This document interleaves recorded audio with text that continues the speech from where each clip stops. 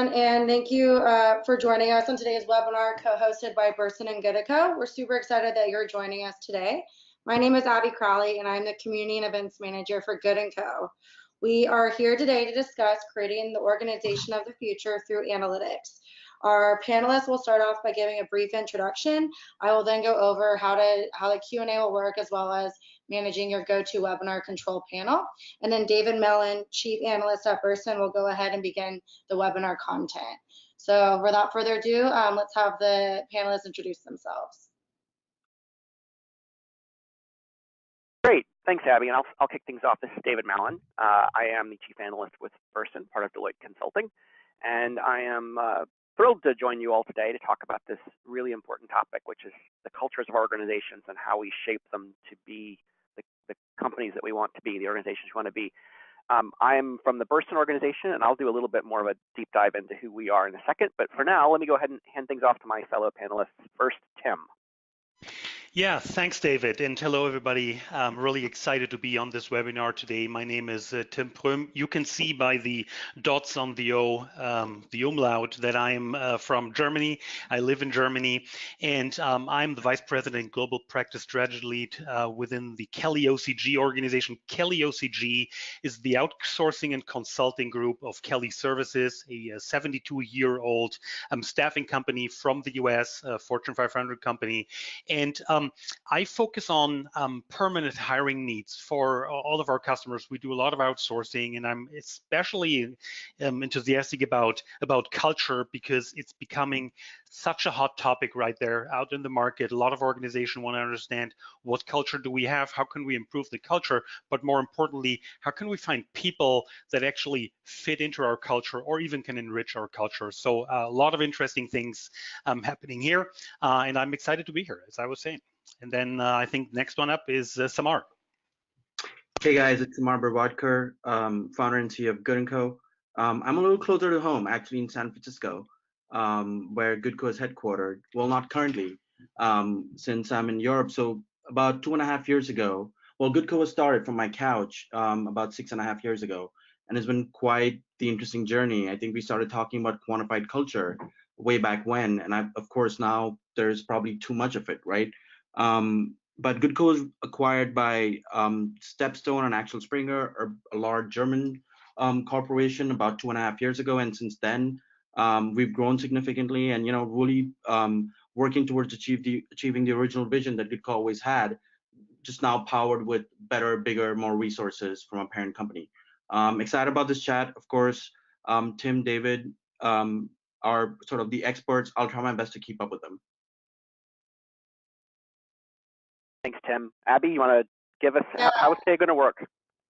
I'll tell you. So David's going to go ahead and begin the presentation, and then throughout it, he'll be having some discussion with Samar and Tim. And then just I wanted to give you a quick overview of the panel. So you'll be able to ask all your questions in the chat box there, and we're going to hold all the questions until the Q&A at the very end. But please, as you have them, go ahead and enter them into the chat box, and I'll make sure the panelists see them. And then you can also expand and collapse your panel if you wanted to go ahead and take a look and make your screen bigger to see David's presentation. So without further ado, David, go ahead and kick it off.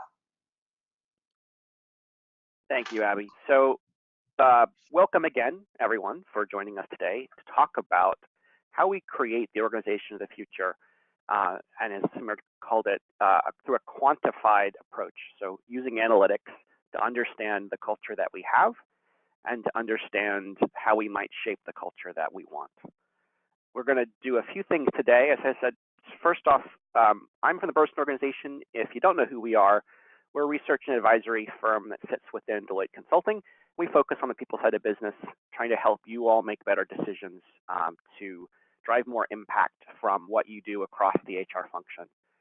I've been part of the Bersin team for about 11 years, and am our chief analyst. So I'm involved in all the various different research we do, and in particular tend to focus on topics like this, like culture, that touch in all of the areas that all of the people side of business and tie those stories together. Today, I am going to first do some level setting. I'm going to talk a bit about why this is such an important topic, and I'm going to share a bit from our research on high impact HR functions specifically this notion that the HR functions that we study that seem to drive the most value in their organizations are the ones that actually are willing and capable of adopting the mantle of culture shaper. They take responsibility for it. They understand that who better than HR to take some ownership for the culture you have and the culture you want. And then the bulk of our time today is going to be spent just simply as a conversation between the three of us as panelists, talking about sort of what we've seen in our organizations and in others, and hopefully sparking some thoughts and questions and comments from you all, which will continue towards the back third of our time today. So again, some level setting. Let's talk about why this is such an important topic. Culture.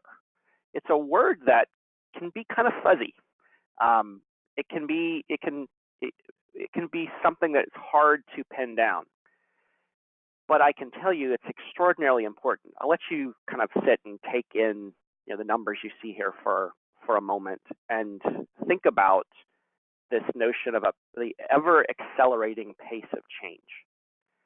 This particular set of data comes from some work done by a group you might be familiar with called the Singularity University a few years ago, and a book that one of their lead researchers wrote, and it turned into an article. In this case, it was in Time magazine, about the sort of shrinking time cycles between the major leaps forward, the major jumps in innovation, technological innovation, and change, and what that does to what that's meant for society, what it's meant for our organizations, and what it's meant for us as individuals.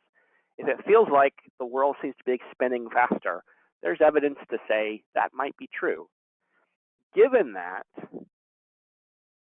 what organizations are finding, and quite frankly, culture has become a C-suite topic. It's something that your CEOs and the entirety of the C-suite are starting to care about.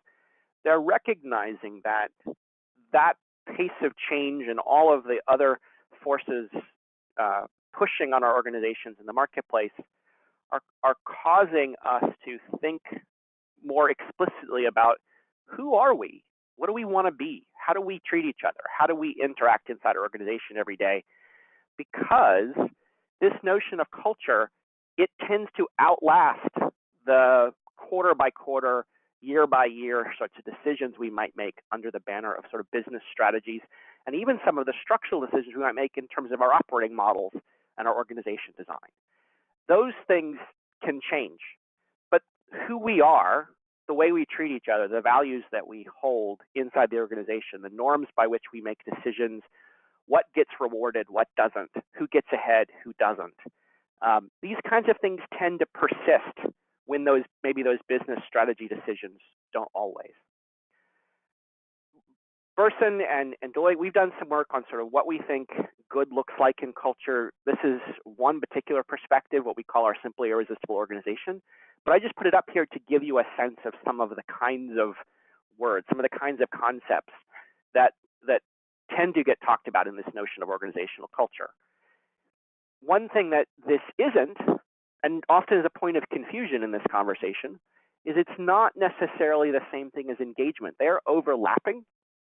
But the way we've just tended to describe this in our work is culture is the way things are done around here. Engagement is how we feel about the way things are done around here. Which are not necessarily the same thing, but you can certainly see they're overlapping in very significant ways. So that's kind of a big picture. Now, why is this of particular importance? I suspect most of you today are here that you're in some kind of a role related to the HR function broadly, maybe part of it, maybe part of one of its component parts, maybe part of an allied portion of it, maybe in a learning organization or recruiting or what have you.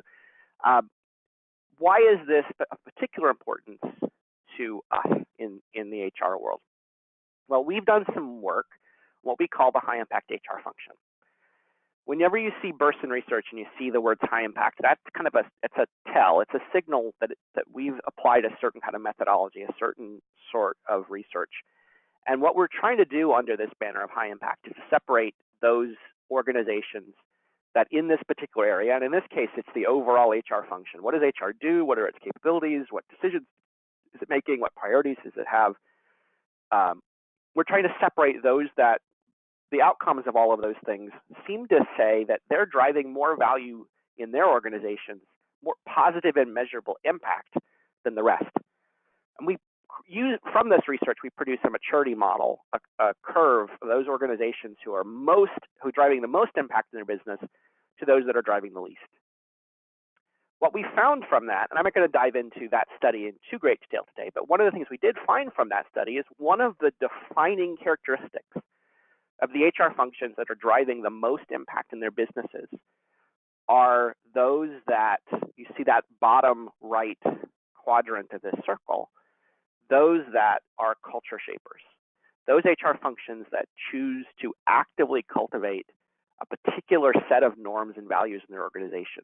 First off, they take ownership for how things are done around here, but they also specifically try to cultivate certain norms related to trust, inclusion, and accountability, which have a connection to the degree to which the organization can innovate, the degree to which the organization has happier customers, the degree to which the organization can thrive in that ever-changing, ever-accelerating world, and can stay out ahead of that pace of change. What we know is those organizations that say they have values like decision-making, the organization trusts the decision-making of those closest to issues. So there's an empowerment there, distribution of authority. Those organizations that propagate a feeling of connection and belonging. Those organizations that have leaders that are open to hearing bad news, not that they're happy with it, but that they can actually hear it. Those organizations that see a wider value for the people side of the business. And those organizations that have HR professionals that are capable and confident culture shapers. In all of these cases, these are highly predictive of impact in the HR function. And we've seen cases like this. One particular case example that I'll talk about quickly before I bring my panelists on is a large telecom that's actually based in Europe that, like many organizations, recognized if they were going to continue to thrive in a world of ever-increasing technological change, they had to be, quote unquote, more digital. Many of you are facing that notion of digital transformation. And in their case, they recognized, and we see this across our research as well, that most of that switch to being more digital was actually going to be about changing hearts and minds, changing mindsets more than it was about adopting new technologies. And given that it was going to be mostly about changing mindsets, they thought there was no better place to drive this change than inside the HR function. So in this case, the HR function, they put a digital transformation innovation COE inside HR, where that's where they're talking about how new ways of working are going to happen. It's an innovation test bed inside the organization. It's a place they rotate people in, try new things, test new ideas, experiment in how work should get done.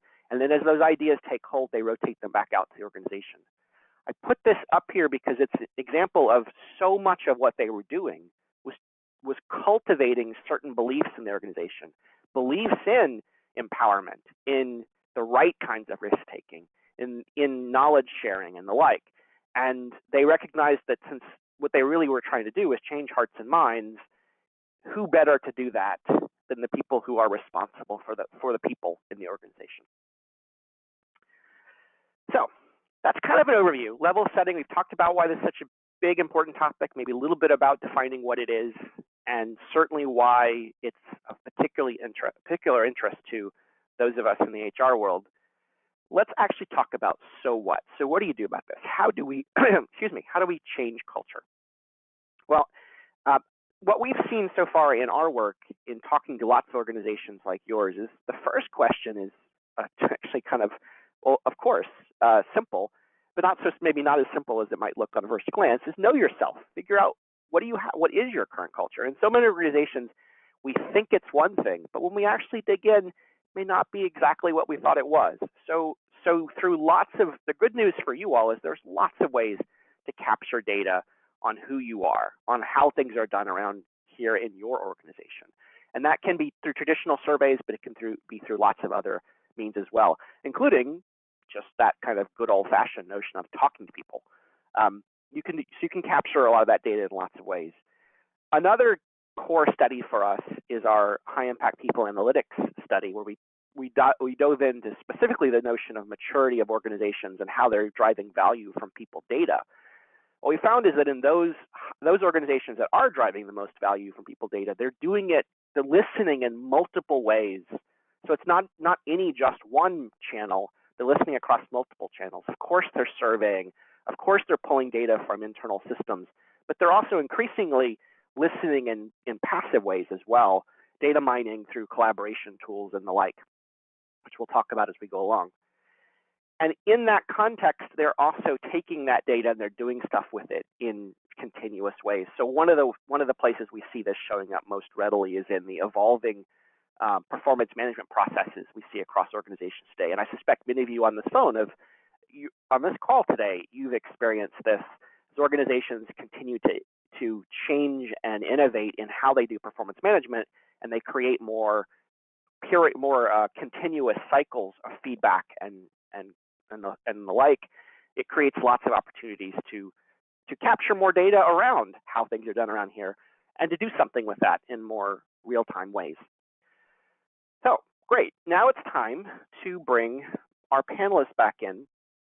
So Tim and Samar, let's hear from both of you first on just this notion of culture, its importance, and how do we understand who we really are? How do we understand how things are done around here in our organizations? So maybe I start, David. And first of all, like the maturity model that you shared earlier in your slides really resonated with me, because I mean we all understand that there's multiple tools, approaches, technologies out there to really measure the culture and explore the culture of an organization. Unfortunately, a lot of companies aren't that far at this point in time. I think this is something that I can definitely confirm from what I see in the market and from when I have discussions with companies. Nevertheless, every organization that I talk to and that I see is actually focusing on that, because people understand that in order to have a high-performing organization, everybody wants to be a high-performing organization. Culture is a very important thing, not only during the selection of the employee at an early stage in time, but also during the engagement and until somebody's leaving the organization.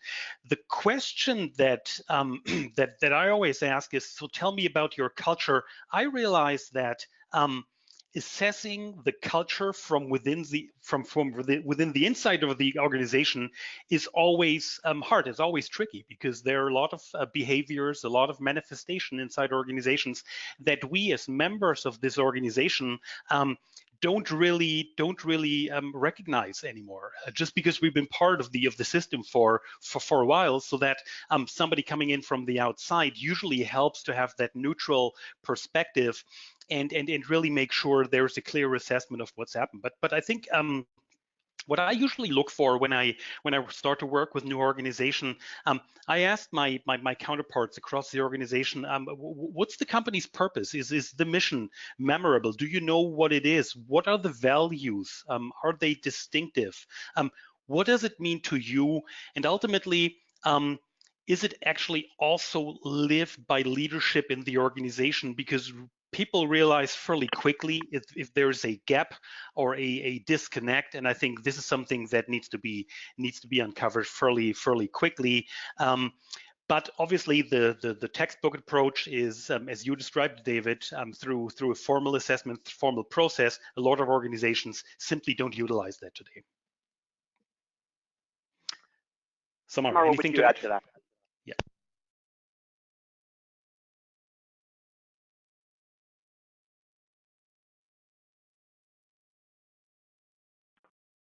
Samar, are you there? Maybe you're on mute.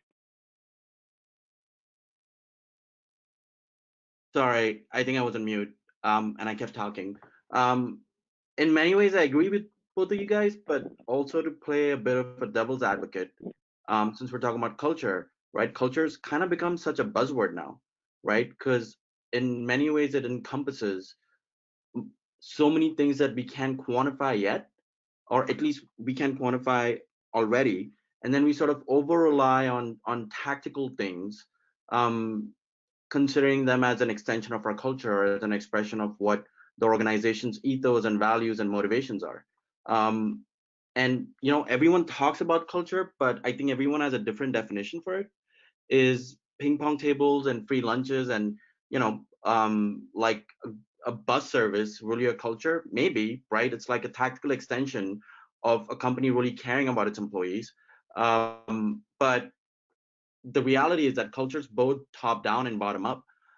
You can't expect culture to be defined or understood by 10 people sitting in a boardroom as an executive team, right? In many ways, culture is experienced down in the trenches with people who have these experiences every day.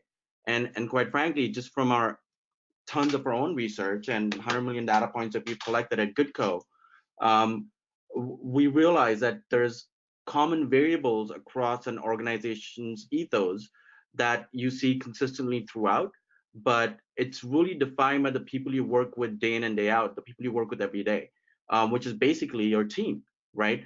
And there is no such thing as a uniform culture. It's mostly a collection of microcultures in an organization. And of course, there's some really great techniques out there to sort of decipher that. But given that the internet in so many ways has changed the nature of work, but more importantly, what people expect from their workplaces, I think the traditional surveys work for very traditional companies in some ways, right? Some of the things we've learned is that because cultures kind of become a catch-all, right? We tend to attribute it to things that we haven't quantified yet completely. But when I said earlier, it's more bottom up. What we've learned is that it's really important to build culture as part of daily work life, right? When you have a mission and values and things like that, it's important to translate them into tactical considerations and outputs that a team can follow, right? So that it's just not this esoteric thing that lives on a wall somewhere, but actually gets practiced every day. There's a ton of great tools out there that help you identify or help employees really identify who they are and become more self-aware, right? Including Good&Co. And organizations can learn to become more self-aware about their culture, and that there's differences but also similarities between microcultures in an organization, and sort of cultivate that in its own sort of unique flavor, if you will. Because there's this recent research study that Google conducted, and really found out net was that over the first 8 to 10 years, a lot of their interviewing practices, for example, which was very stringent, and they had case studies and things like that. Those functional things like your skills or the school you went to or the company you worked at previously or a job title or your past experience, they tend to have much less correlation with an employee's success at work than quote unquote how that employee gets along with their immediate manager and more importantly their team, right? So basically that's what ends up defining someone's experience in a company and the culture, and really what needs to be identified and sort of evolved, because at the end of the day people join companies but they actually leave teams and managers, and that problem is far more pronounced today, given how important it's for the millennials, the idea of transparency, the idea of having a shared set of values between the work life and personal life. They want to believe in the same set of values. We may call it entitlement, but I also think that every generation about they talk weird or they listen to weird music or their fashion's weird. But the reality is that this generation is evolving just like any other previous generation, but it's happening at a much faster steroidal pace, if you will. And culture isn't stationary. It's more about helping people identify or use their experiences every day in their workplace and build engagement opportunities so they learn to resolve conflict with each other or they understand each other better, and a whole bunch of other tactics that at the end of the day, you want your people to stay there longer and happier and more productive. And at the end of the day, culture is a business driver, but in many ways, it also ends up getting a bad rap.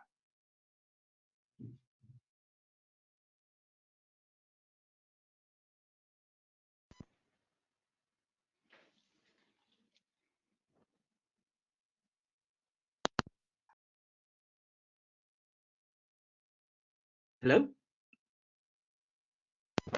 Yeah. So, Samar, there's a few things I want to pull out of what you just said.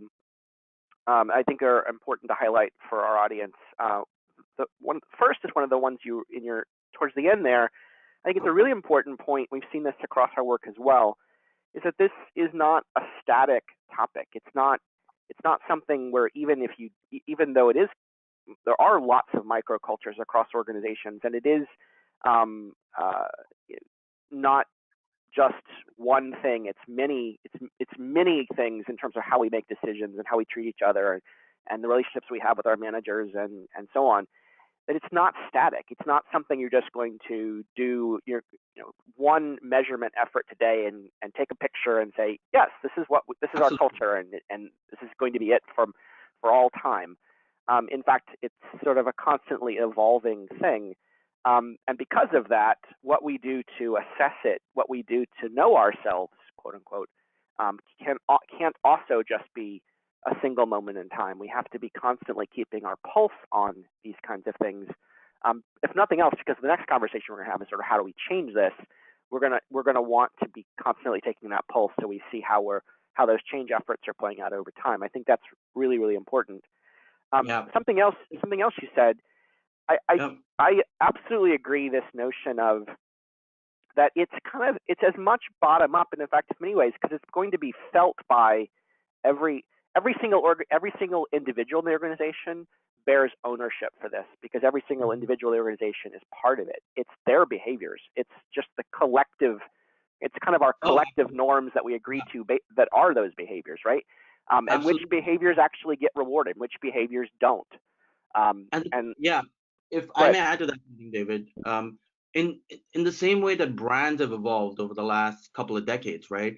It used to be that brand managers, for example, were these control freaks about how anyone experiences their brand across any touch point needs to be highly controlled, right? And it was similar in internal corporate cultures too, right? Companies used to have a very uniform culture, but as sort of the internet has taken over our lives and built so much transparency, right, that cultures are now sort of merging and sort of mashing into each other in some ways. And to your point, it's really allowing people, building a framework that allows your employees to have the right kind of conversations and sort of imbibe the values of the company through sort of tactical touch points, right? Because again, this is something that we see all the time, is that cultures, like I said earlier, is not static, right? Just like people are not static. We all want to grow, we evolve in our careers and in our personal lives and get promotions and whatnot. We learn something new, become more self-aware. In the same way, your culture is nothing but the collection of people that create your company, right? And people evolve. So culture can be like a one-time practice where it's a project that we're taking on, we're going to do a survey and figure out what our culture is. No, it needs to be built into the practice so that you evolve it every day and giving people the framework or the sandbox that allows them to have the right conversation so that they're happier, longer, and more productive. Because culture, the whole point of it is that you want to keep the people there that are most uniquely well aligned with your organization, but also evolve it rapidly so you can use talent as your competitive advantage, because there's so much value locked into just human capital. And there's a bunch of research that talks about how the next 20, 30 years is really going to be about us understanding human capital more intimately, not in an esoteric way, but in a quantifiable way, and helping people do their best through their careers and create more value in the economy. Let me add one point to the to one thing that David said. So I think continuously measuring culture and taking action is an important thing, because what I realize when I talk to a lot of organizations out there in the market, everything is fine when the business is booming, when you're growing, when everything is working, when everything is fine in your organization. But once it's getting rougher and you have troubles with your business, the economy is stalling, you might go into the recession, and all of a sudden the organization goes into crisis mode, then the culture is really critical to keep everything together. And a lot of organizations actually throw everything overboard. Now we need to make sure that we stay afloat as a company, and then all of a sudden everything that was defined by leadership before is not valid any longer. So, and I think this is why constantly looking at it and making sure that the culture is robust enough to also withstand the painful periods is an important issue. So this is why the regular measurement that David, you described, is really critical from my point of view.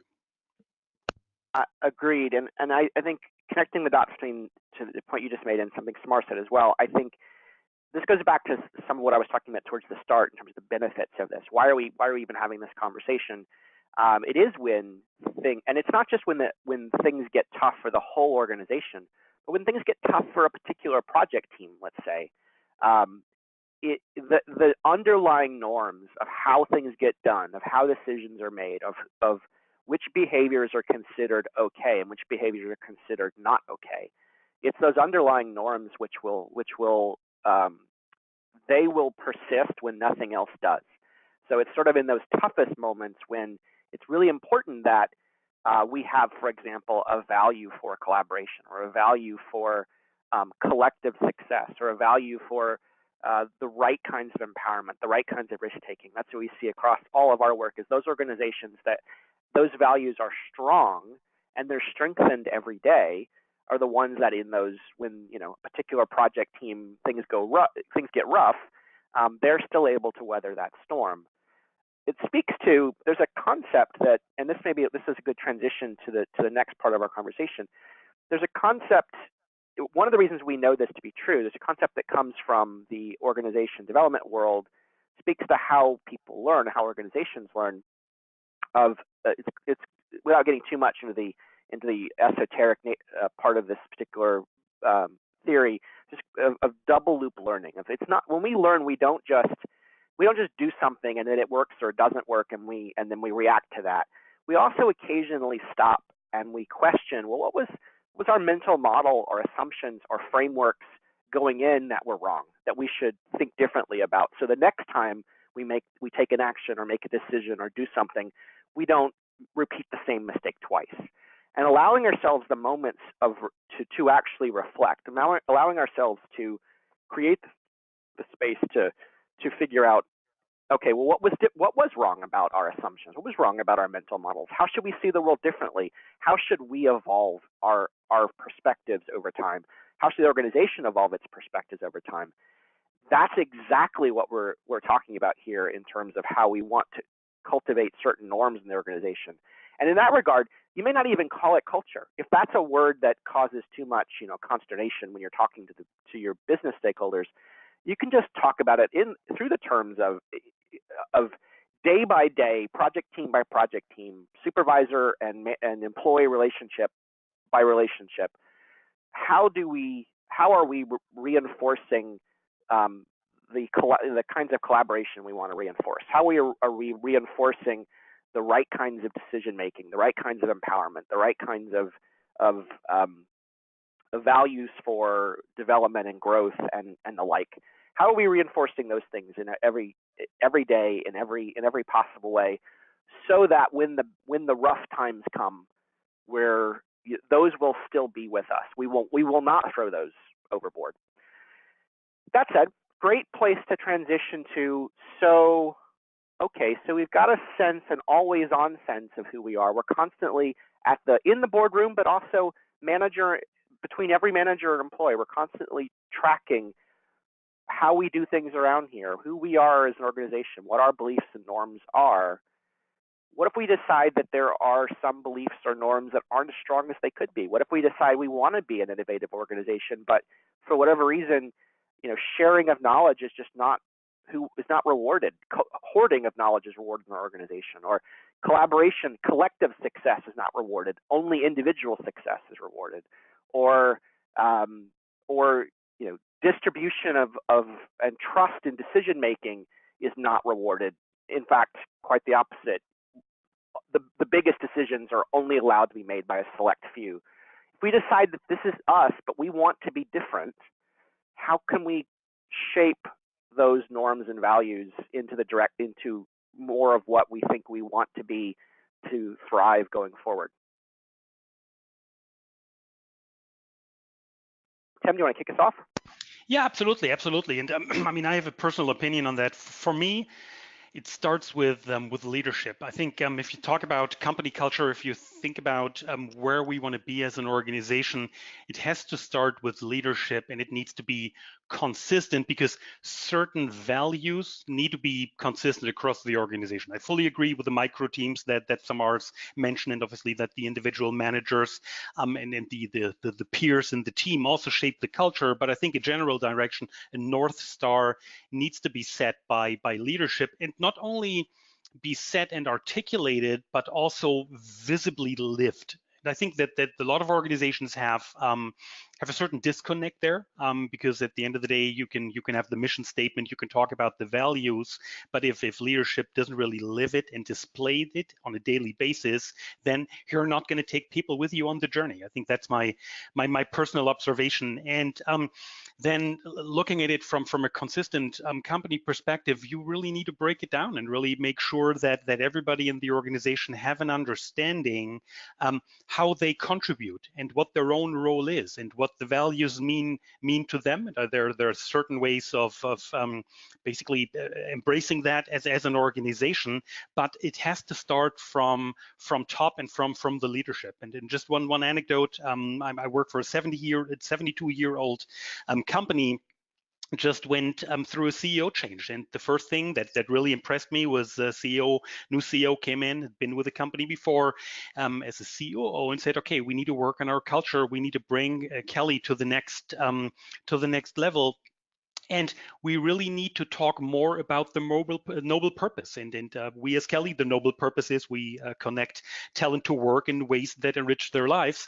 And everybody in the organization knows that. And then the other thing is we had a big rollout at a management conference where the C-suite stood on stage, was very open, very vulnerable, talked about their personal experience or something in their families that happened. And all of a sudden it became personal. And it was not something where leadership would just articulate, this is the vision, you print it out, you put it on a poster in your office, but this is what it means to us, and this is how we live it. And I think there are a few other activities that followed up that really made sure that everybody on the organization understands and then basically can break it down into their individual activity level, and then you need to measure it. I think that's the important thing. But key piece for me, support from the leadership is an important thing. They need to drive that. If there is a disconnect between what leaders say and what leaders do, people will recognize that. And then at the same time, leadership also needs to make sure that everybody in the organization is following that vision, really living up to that, to the virtues or to the purpose that the organization have, and then bonify on that. I think that's just the thing that I've seen in my own organization, and what I see going wrong in several other organizations. Samar, any other thoughts from your end? Yeah. I couldn't agree more. I think if culture has become a buzzword in your company, it probably either doesn't have leadership buy-in or leadership championship, or it isn't something that's tactically translated to people's everyday life, right? Or employees' everyday life, because pretty words on a paper may sound good, but what does it mean? Like, how does it make our team unique and interesting, right? So if you were to boil this down into sort of tactical, daily, everyday sort of views within a work environment, right? There's sort of two main ways to identify, evolve, understand, measure, shape culture. One is by building more engagement opportunities between your employees, but more specifically within a team. So as people learn more about each other, they sort of discover how to work with each other better, right? And as you have more and more of this engagement data, the second part of it is actually then identifying what the baseline of the team is, where their strengths are, or where, say, their weaknesses are, and then how can we add the right person to this combination or this unique team that brings this team closer to the manager's goal. Sadly, what happens a lot these days is sort of culture kinds of becomes an excuse for bias. And and and again, so this is something that we take seriously, and we've heard quite a bit about how people, even whether they're not biased, like bias creeps in. You tend to hire people or like employees that are more or less like you in some ways, right? But it's really important to sort of train the manager as the CEO of a team. And I think that's where we're seeing the world of work evolve to, because whether you're a startup of 8 to 10 people and there's a CEO of the startup, or you're a team of 10 people at a massive company like IBM, right? It's really teams are really turning into the core currency of operation here, because giving a team a unique sense of purpose, not just at a corporate level, but actually down to a team level, gives the team a sense of uniqueness, and belongingness, right? About what makes them more interesting or unique to the pod that's next to them, right? And really teasing out those differentiation among team members and overall teams themselves is where a lot of the value is locked in. And this is what we hear from our clients every day. The other thing I want to mention is that it's really important to involve team in the recruiting process too, right? So whether it's sort of engagement or recruiting, unless there is top level or top down championing of the culture and making it part of everyday life, or maybe even your hiring process. But more importantly, there needs to be a strong manager of the team, because managers are really the single most valuable or most impactful variable on any employee's work life, right? So bringing the manager and the team into the interviewing process, and we understand that that's a very difficult thing to do, given that how hairy hiring has gotten with the internet. But there's ways where you can use the team's composition or combination as a proxy to evaluate which new hire from like the 1,000 that have applied, for example, will uniquely fit in this team, but also take this team closer to the managers over time. Not that team's differentiation, but also tying it back to the common denominator that's the overall company's culture, which is uniform. Some of those attributes are, but really teams building a sense of belongingness, liking each other, wanting to go have. So one of the metrics that we hear all the time, right, which is quite telling, is when someone can call someone else a good friend at work, or want to go have a beer with someone after work, they're likely to stay like 40% longer in the workplace, and work, and their output is about 20 to 30% higher, right? And it's a pretty no-brainer metric, but it just goes to show that not just having a sense of commonality with your coworkers or your manager, but also having a sense of differentiation between them that keeps things interesting. So it's really about time that we start decoding some of these things in a more systematic, scientific way than just using our bias, so to speak. So Samar, there's a few things I wanted to react to. One of the things that we've seen very strongly in our work is, and I think it's kind of it's a chicken or the egg kind of problem in organizations. Mm-hmm. So absolutely, I think there's lots of evidence. We found it in others that this notion of a diversity of thought or diversity of perspective is important, and in fact, those teams that are there's great data out there that shows that those teams.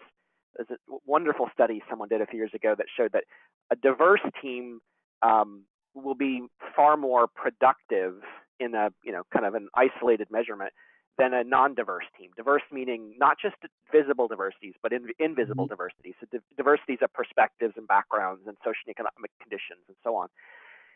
But that said, when that team, if you stopped and asked that team how they think things are going, the more diverse team will say, well, we feel like we're constantly fighting. The less diverse team will say, oh, we get along swimmingly. Yeah. There are values in there that organizations are recognizing they have to find new ways to bring diverse perspectives into their organization and not get caught in this kind of trap of only hiring people that look and think and act like us traditionally.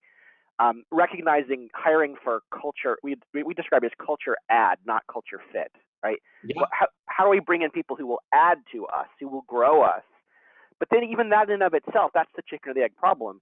Even then in and of itself, that's cultivating what is probably a new set of norms in many organizations, is recognizing and valuing having people who are willing to act differently, or willing to occasionally challenge existing norms. Absolutely. Challenge them in a good way, right? And to value that being challenged in the right ways every day.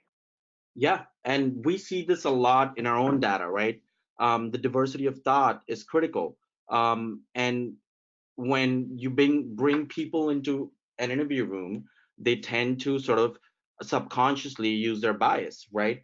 And just from our own data, that we've seen a lot, and this is what clients have seen through their own studies, that really having a healthy level of competition or differences of opinion on the team is a really good thing, right? Because it actually drives the right kind of debate, and more importantly, drives sort of the team overall wins, regardless of whether who's right or wrong. And I think that spurring those discussions on are really important. The other thing that we've learned quite a bit about is if you want people to become better at work or build high-performing dream teams that outshine everyone else, right? The tools that you use for both assessing, shaping, and evolving cultures can't be sort of, those tools can't seem like work, right? Because you don't want to do work to do more and better work. And I think that therein lies part of the problem, because over the last 10 years or so, there's someone would say it's like consumerization of enterprise software or workification of social, and there's all kind of fancy expressions going on there. But we believe the way to describe it really is that it's the same people that use a product in their personal lives or at work, right? Why do you want to have a dull, boring product that doesn't create any engagement or excitement or personal value in a company? Whether if you're trying to understand culture, like a one-time going to go so far, right? But if you build it in everyday practice through what we call as a consumer first product, which is helping a team use the product, learn more about it, and they should be motivated to do it themselves, not because their CEO or their manager asked them to take a survey. And that's frankly one of the reasons why Good&Co waited for like a good 4 or 5 years before we released our B2B products, because we realized that the bigger opportunity really was to build an enterprise product with a consumer first approach that doesn't feel like work, that just grows virally, which is what we've done, into millions of users over the last few years, and hundreds of millions of data points. And it really goes to show that at the end of the day, companies are nothing but a collection of people, and build things and add value to the people that work there every day, and keeping in mind the experiences they're already used to, instead of building some or using something for HR or the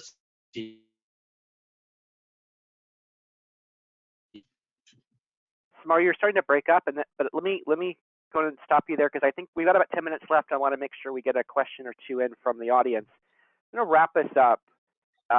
Just to remind you, this whole conversation we've been having, one of the things that Samar was just talking about, this is an everyday culture. Is every day. It's reflected in every action we take with our peers, with our managers, with our employees, decisions we make, etc.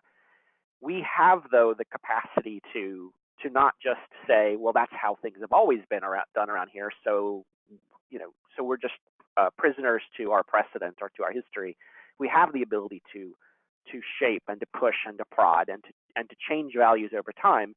And those organizations that have decided that they're going to take up that mantle and they're going to go shape their cultures, they do get ahead. And we see in our data they're driving more impact against things that we all care about. Your financial targets, you're being more efficient, you're being more innovative, you're managing change better. That said, some takeaways from this conversation I hope you've heard. First off, start with purpose. Tim talked about that, Samar talked about that.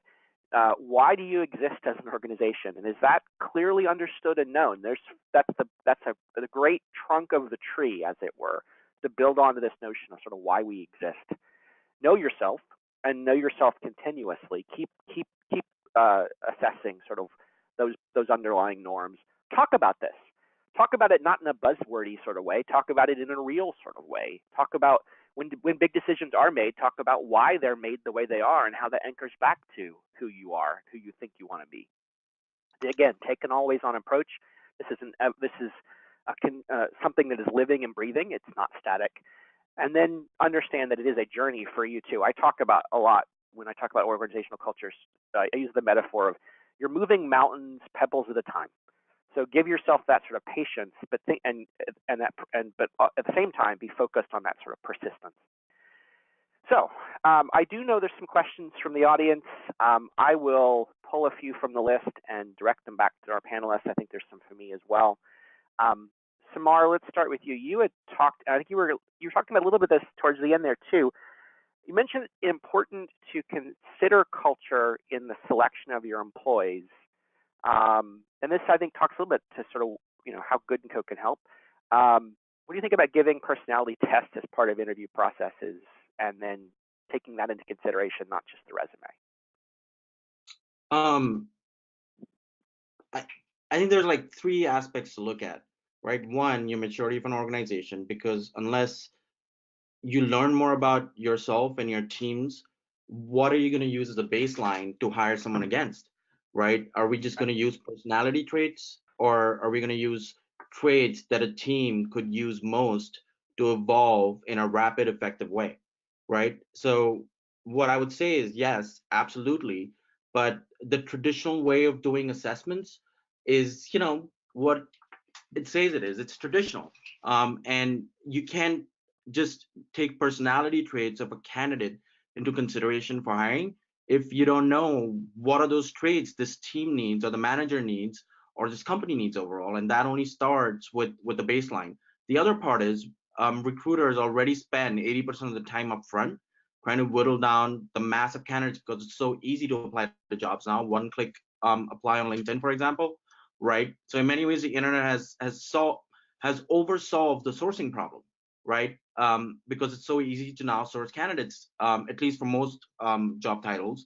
But in some ways, it's also paralyzed the recruiting system because now we don't know what variables really are going to be effective or unique to this team or this company's culture that'll bring us closer to our goal. So I think it does start with self-awareness first through an understanding of quantified culture. And the other part is understanding what you're looking for in that candidate, not for the manager, but the overall team combination, right? And then the last thing is, it's not about just using it for the last 5 candidates after you spend time up front already, but it's actually using assessments more upstream in the process, which has less bias, but doing it in a fun, engaging way so that it doesn't, again, feel like work, whether it's for your own employees to get the data you need for the baseline, and 2, the data you need from a candidate, for example, as part of the application process to see how they fit in a quantified way to the team and how much further they take a team's how further they take the goals of a team, right? So that makes a lot of sense. So Tim, I'm going to assessments. If you I think Samar, I think you're breaking up again. Tim, a question I think you would have a great perspective on. What about our contingent workers? What about our sort of workers that are, kind of in our ecosystems, but yet are part of our value? How do we include them in this conversation? So I think that's an excellent question, and excellent question. The thing is, a lot of organizations don't, but we as HR need to think about it. So if you think about that depending on the sources, between 20 and 40% of all Americans will be contingent workers at some point in time. There is no inside versus outside anymore. They're a very important part of the organizational structure. They create a lot of value for companies all over the country.